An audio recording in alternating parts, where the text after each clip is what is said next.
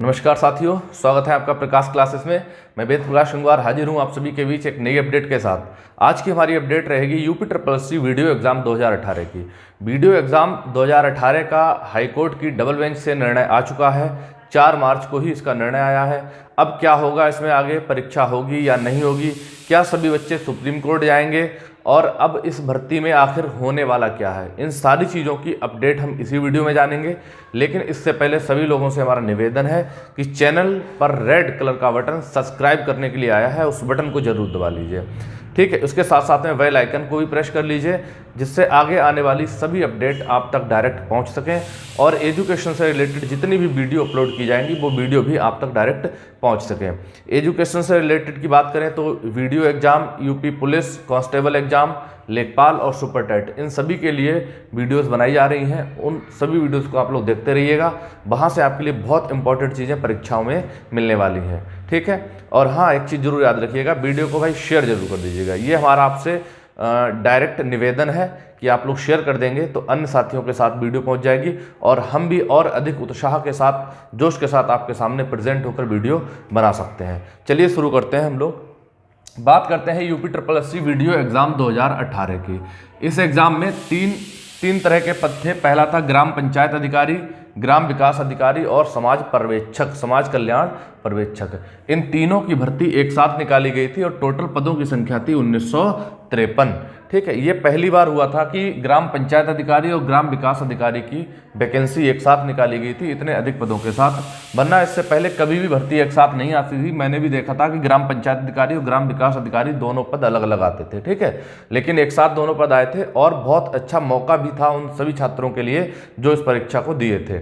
लेकिन इस परीक्षा में धांधलेबाजी हो गई और धांधलेबाजी होने के बाद कुछ बच्चे हमारे कोर्ट लेके गए से और उन बच्चों के साथ में सरकार ने जांच करवाई, सरकार भी उन्हीं के साथ होली और सिंगल बेंच से इसका फैसला 14 दिसंबर 2021 को जारी किया गया कि भर्ती को 70%, भर्ती में जो 70% धांधलेबाजी हुई है, इसलिए इस भर्ती को कैंसिल किया जाए और दोबारा से परीक्षा कराई जाए, ठीक है। जो परीक्षा हुई थी उस परीक्षा को कैंसिल करके दोबारा से परीक्षा कराई जाए, ठीक है।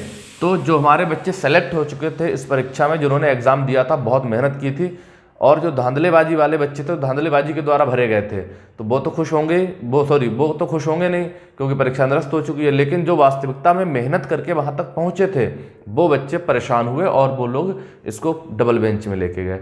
डबल बेंच में, हाईकोर्ट की डबल बेंच में ये मामला चला है और ये मामला चला था चीफ जस्टिस राजेश बिंदल और न्यायमूर्ति पीयूष गोयल जी की बेंच में।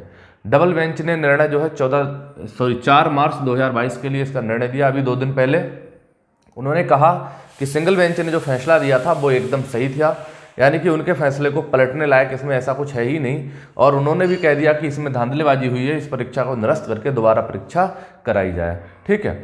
अब री एग्ज़ाम इसका होगा, कब होगा, क्या डेट होगी इसकी चर्चा हम लोग बाद में करेंगे। लेकिन पहले हम लोग ये जान लेते हैं सुप्रीम कोर्ट जाएंगे याची या नहीं जाएंगे।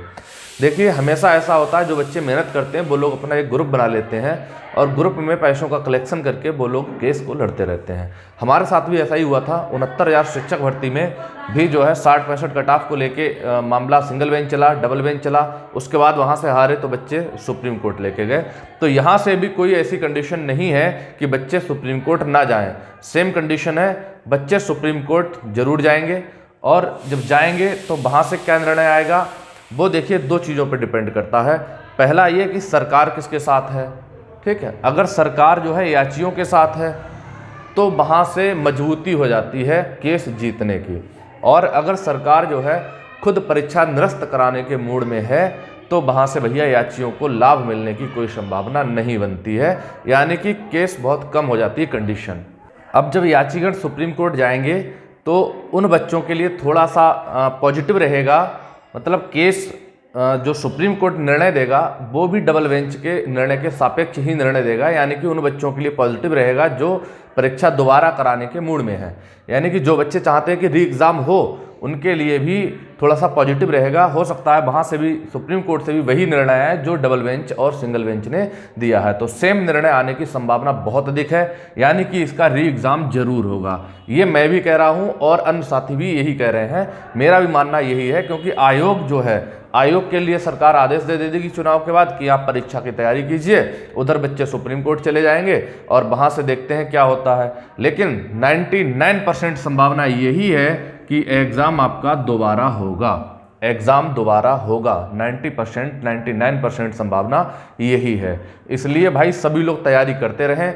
जिन बच्चों का सिलेक्शन हो चुका था, जिन्होंने वास्तविकता में मेहनत करी थी, उन बच्चों के लिए भी मेरा सुझाव यही है कि आप लोग भी दोबारा से तैयारी करें, ठीक है। अब आगे क्या होगा इसकी बात करते हैं। आगे जो होगा वो यही होगा कि परीक्षा दोबारा होगी, सुप्रीम कोर्ट से कुछ आना नहीं है। जो बच्चे धांधलेबाजी के माध्यम से भर्ती हुए थे वो लोग भी अब मेहनत कर लें, क्योंकि धांधलेबाजी बार बार नहीं चलती है, एक बार हो गया तो देखो परीक्षा निरस्त हो गई।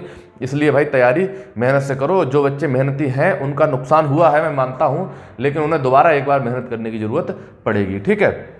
सुप्रीम कोर्ट जाने से परीक्षा पे विशेष फर्क नहीं पड़ेगा। सुप्रीम कोर्ट ये कर सकता है कि बच्चे जब याची जाएंगे वहाँ पे, तो सुप्रीम कोर्ट 1 या 2 महीने या 15 दिन के लिए परीक्षा को टाल सकता है।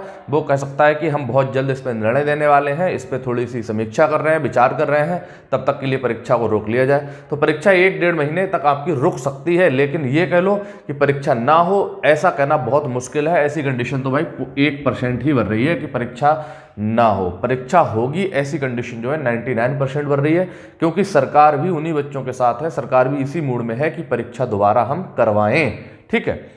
अब बात करते हैं हम पढ़ाई कैसे करें। आप सभी लोग देखो, हाँ एग्ज़ाम तो उसका होगा ही होगा, री एग्ज़ाम होगा, ये चीज़ क्लियर है। पढ़ाई कैसे करें ये थोड़ा सा समझ लीजिए हैं, ठीक है।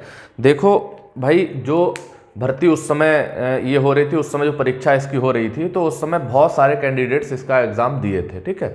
लेकिन अब 2018 से 2022 आ गई है, यानी कि 3 साल बीत चुके हैं।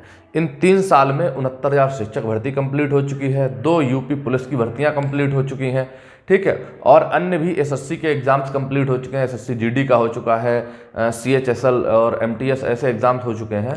तो बहुत सारे बच्चे जो है जगह जगह सेलेक्ट हो गए हैं, ठीक है। 69,000 शिक्षक भर्ती में बहुत सारे बच्चे सेलेक्ट हो गए होंगे, ठीक। और इसके बाद जो एसएससी जीडी है, इसमें भी कई सारे बच्चे सेलेक्ट हो गए होंगे। यूपी पुलिस के एग्जाम में कई सारे बच्चे सेलेक्ट हो गए होंगे। और सिलेक्शन हो जाने के बाद बहुत से बच्चे ऐसे होते हैं जो पढ़ाई बंद कर देते हैं, ठीक है। तो इस तरह से देखा जाए कि अब जो कंपटीशन है पिछली कंपटीशन की तुलना में थोड़ी सी कम हो गई है, ठीक है। क्योंकि बच्चों की संख्या तो हो सकता है सभी लोग एग्जाम देने चले जाएं, लेकिन मुझे लग रहा है जो शिक्षक बन चुका है वो तो एग्जाम देने जाएगा नहीं, ठीक है। तो ऐसे बहुत से बच्चे होंगे जो एग्जाम देने ही नहीं जाएंगे। अब जो बच्चे एग्जाम देने जाएंगे उनमें से बहुत से बच्चों की तैयारी नहीं होगी, क्योंकि वो दूसरी जगह सेलेक्ट हो चुके होंगे। और बहुत से बच्चे ऐसे होंगे जो अब पढ़ाई ही छोड़ चुके होंगे, यानी कि 2018 में उन्होंने तैयारी की थी, लेकिन किसी कारणवश अब वो पढ़ाई छोड़ चुके होंगे, यानी कि उतनी मेहनत नहीं कर पा रहे होंगे जितनी मेहनत उन्होंने उस समय की थी। इसलिए जो बच्चे वास्तविकता में इस वीडियो के एग्जाम में अपना सिलेक्शन चाहते हैं तो वो मेहनत से पढ़ें, गांठ बांध के रख लें। मेरी बात को एकदम क्लियर कह रहा हूँ, क्लियर कट, कोई इसमें दो राय नहीं है। 1953 पद हैं, पदों की संख्या बहुत अधिक है, एकदम बहुत अच्छे पद हैं, मलाईदार एकदम, ये कह लीजिए आप। ग्राम विकास अधिकारी है, ग्राम पंचायत अधिकारी है, समाज कल्याण पर्यवेक्षक, एकदम बहुत सुपर पद है आपके लिए, ठीक है। इसलिए मेहनत से तैयारी कीजिए, पदों की संख्या बहुत अच्छी है। अब आने वाले समय में इतने पदों पर भर्ती आना वीडियो की थोड़ा सा मुश्किल होगा, ठीक है। मैं ये नहीं कहता नहीं आएगी, लेकिन थोड़ा सा मुश्किल होगा। इसलिए मेहनत के साथ पढ़ाई कर लीजिए, सिलेक्शन लेने के लिए आपके लिए बहुत सुनहरा मौका है। जो लोग मेहनत कर लेंगे तो पढ़ाई कर लेंगे, कंटिन्यू पढ़ेंगे, डेली पढ़िए। जरूरी नहीं है कि आप 12 घंटा पढ़ें या 18 घंटा पढ़ें तभी आपका सिलेक्शन होगा। डेली पढ़िए, भले ही आप 4 घंटे ही पढ़िए, 4 घंटे कंटिन्यू पढ़ेंगे। हो सकता है कि 3-4 महीने के अंदर एग्जाम ये हो जाए, ठीक है। इसलिए 3-4 महीने की मेहनत है और आप लोग सिलेक्शन अपना पा सकते हैं। मेहनत करने से कभी हार नहीं होती है, ये बात याद रखिएगा। लहरों से डर के नौका पार नहीं होती है, कोशिश करने वालों की कभी हार नहीं होती है, ठीक है। तो समझ लीजिए कि सिलेक्शन आपका निश्चित हो जाएगा अगर आप थोड़ी सी मेहनत कर लेंगे। और अगर आप भूल गए हो कि इसमें सिलेबस क्या आना है तो मैं थोड़ा सा बता देता हूँ। इसमें हिंदी आती है, ठीक है, रीजनिंग आती है और जीएस आती है। 3 चीज़ें आती हैं इसमें, ठीक है। तीनों का स्कोर जुड़ता है और नेगेटिव मार्किंग भी होती है 1/2, ठीक है। 1/2 इसमें नेगेटिव मार्किंग होती है। नेगेटिव मार्किंग बहुत तगड़ी है इसमें, इसलिए भाई मेहनत करिए। जो आप नंबर पक्के लाएंगे उन्हीं से सिलेक्शन होगा, ठीक है। और बाकी कोई जानकारी मिलेगी इसकी तो मैं तुरंत आप तक पहुंचाऊंगा। और वीडियो को देखते रहिए, चैनल को सब्सक्राइब कर लीजिए, वीडियो को लाइक कर दीजिए, दोस्तों के साथ शेयर कर दीजिए। ये हमारा आपसे पर्सनल निवेदन है, ठीक है।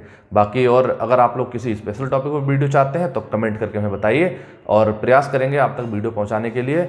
मिलते हैं नेक्स्ट वीडियो में। जय हिंद दोस्तों।